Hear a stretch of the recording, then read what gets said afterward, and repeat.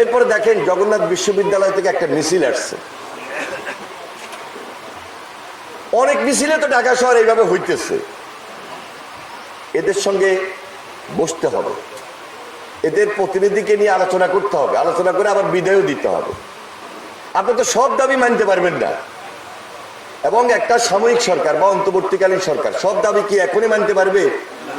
যেখানে 17 বছর লুটপাট হয়েছে, 17 বছর অত্যাচার অনিয়ম হয়েছে, তাহলে একটা নির্বাচিত সরকার আসিও তো সব সমস্যার সমাধান করতে পারবে না। তাহলে এখন অন্তর্বর্তীকালীন সরকার এই অল্প কয়দিনের মধ্যে, এই 7 মাসে, এই 8 মাসে, এই 9 মাসে কি সব দাবি মানতে পারবে? হয়তোবা অনেকেই দাবি তুলবে, আবার এই আলোচনাগুলো করতে হবে, সমাধানের চেষ্টাও বাইর করতে হবে।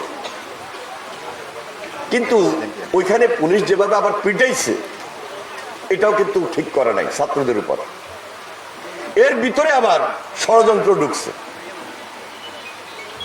তাহলে ষড়যন্ত্রটা কি?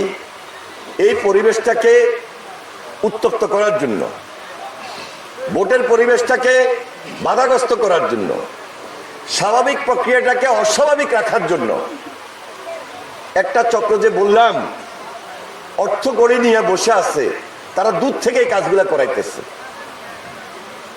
আবার একজন উপদেষ্টাকে পানির বোতল মারা, এটাও কিন্তু কম ষড়যন্ত্র অংশ না।